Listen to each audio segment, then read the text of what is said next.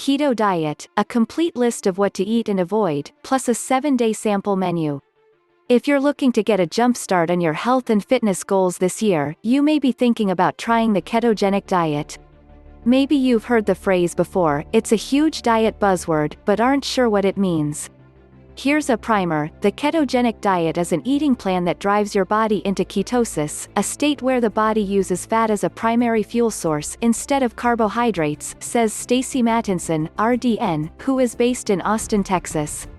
When you're eating the foods that get you there, more on that in a minute, your body can enter a state of ketosis in 1 to 3 days, she adds. During the diet, the majority of calories you consume come from fat, with a little protein and very little carbohydrates. Ketosis also happens if you eat a very low-calorie diet, think doctor-supervised, only when medically recommended diets of 600 to 800 total calories. Benefits and risks of the diet that beginners need to know before you dive in. It's key to know the possible benefits and risks of keto.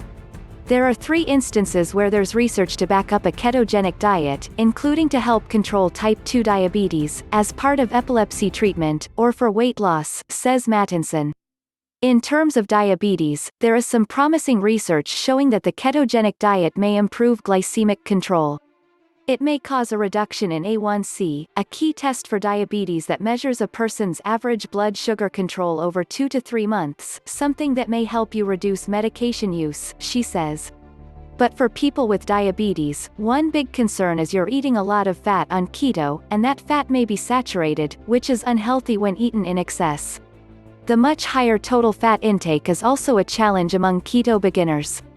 Because people with type 2 diabetes are at an increased risk for cardiovascular disease, there's a specific concern that the saturated fat in the diet may drive up LDL, or bad, cholesterol levels, and further increase the odds of heart problems.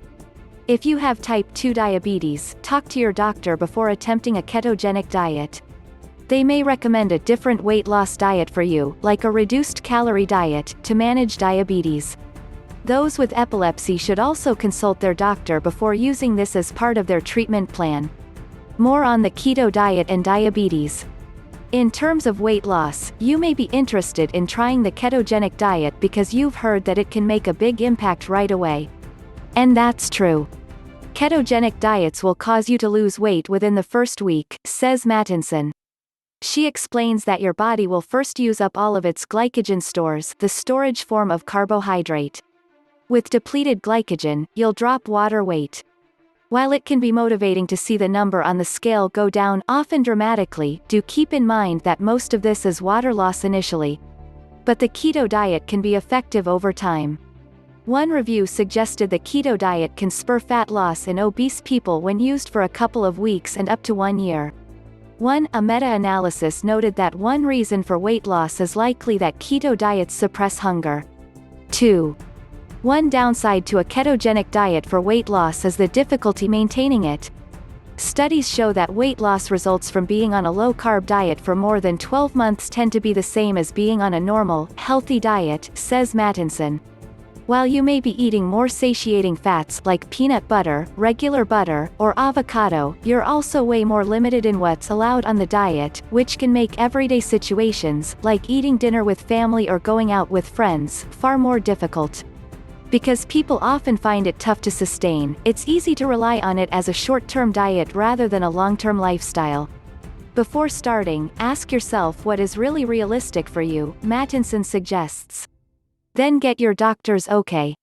You may also work with a local registered dietitian nutritionist to limit potential nutrient deficiencies and talk about vitamin supplementation, as you won't be eating whole grains, dairy, or fruit, and will eliminate many veggies.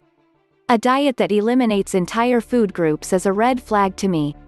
This isn't something to take lightly or dive into headfirst with no medical supervision, she says.